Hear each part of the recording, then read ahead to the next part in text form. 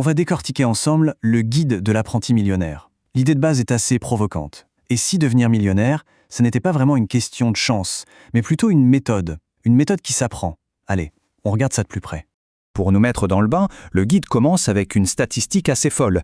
Toutes les 60 secondes, quelque part dans le monde, une nouvelle personne devient millionnaire. C'est dingue quand on y pense. Le temps que je finisse cette phrase, hop, c'est déjà arrivé. Forcément, en entendant ça, la question qui vient tout de suite à l'esprit, c'est est-ce que tous ces gens sont juste incroyablement chanceux? Ou alors, est-ce qu'ils connaissent un truc, une méthode, que les autres ignorent? Là-dessus, la position de l'auteur est hyper claire. La richesse, ce n'est pas de la magie, c'est pas un mystère. Ce serait le résultat direct de l'application de techniques, de stratégies et surtout d'un état d'esprit particulier. Bref, c'est une compétence, ça s'apprend, point final. Et la première grande idée du livre va un peu à contre-courant de ce qu'on pourrait penser. Elle suggère que le principal frein à notre réussite financière, il est beaucoup plus proche qu'on ne l'imagine. En fait, il est juste là, dans le miroir. Bien sûr, les facteurs extérieurs, les crises, ça existe.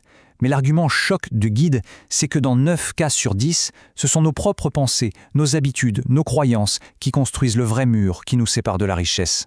Et pour que ce soit bien concret, l'auteur décrit ce qu'il appelle l'état d'esprit de victime, qui est un vrai poison pour qui veut s'enrichir. Cet état d'esprit, on le reconnaîtrait à travers 3 symptômes très clairs. Le premier symptôme, c'est le grand classique, le blâme.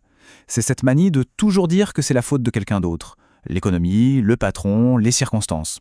C'est une façon de se décharger de toute responsabilité, mais d'après le livre, c'est surtout le meilleur moyen de rester coincé dans ses problèmes. Le deuxième indice, c'est le piège de la justification.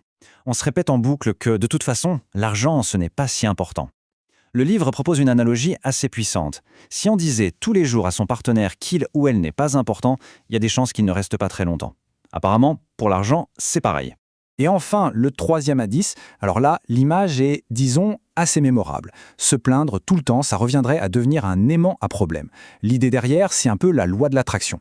Plus on se focalise sur le négatif, plus on attire du négatif dans sa vie. La conclusion de cette partie, elle est radicale. On ne peut pas être à la fois une victime et être riche. C'est un choix, selon l'auteur. Il faut abandonner l'un des deux rôles pour pouvoir espérer atteindre l'autre. Bon, ok, le constat est posé. Mais concrètement, on fait quoi ? C'est là que le guide nous propose sa boîte à outils pour justement sortir de cet état d'esprit et commencer à construire sa richesse. Et attention, premier outil, et ce n'est pas l'argent, c'est le temps. L'idée forte ici, c'est que pour maîtriser ses finances, il faut d'abord commencer par maîtriser son agenda. Pour illustrer ça, le guide reprend l'analogie du bocal. Un prof remplit un bocal avec de gros cailloux et demande à ses élèves s'il est plein. Ils disent oui. Il verse alors du gravier, qui se glisse entre les cailloux, puis du sable et pour finir, de l'eau. La morale de l'histoire, évidemment, elle est fondamentale.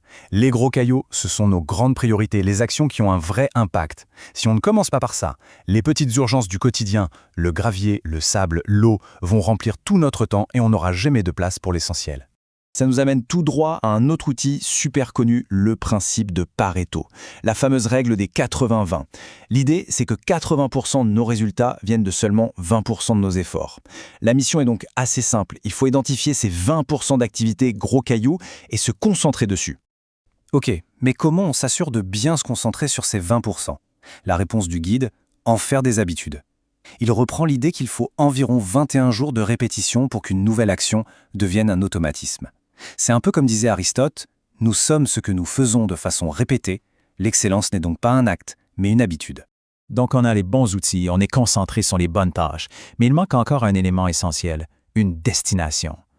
Le dernier concept clé, c'est justement le pouvoir d'avoir une cible, un objectif qui soit parfaitement clair. Et pour illustrer ça, le livre raconte une super anecdote sur Ben Hogan, un golfeur de légende. Un jour, sur un parcours, il ne pouvait pas voir le drapeau depuis son point de départ. Son caddie lui dit alors de viser vers les palmiers, au loin.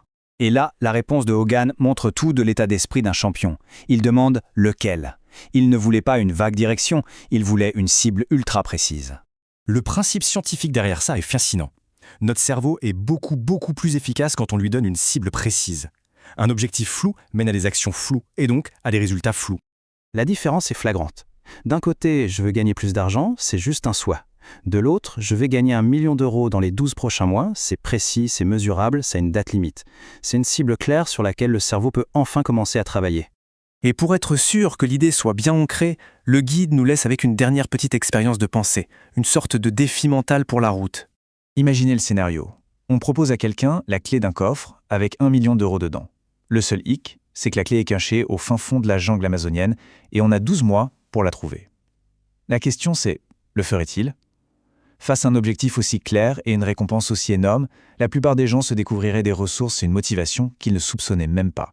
Et c'est sur cette métaphore que le guide nous laisse. En fait, il nous retourne la question. Si la richesse est une méthode, alors le succès, c'est peut-être juste ça. Définir sa propre clé, son objectif précis, et identifier la jungle, le travail et les obstacles qu'on est prêt à traverser pour l'atteindre.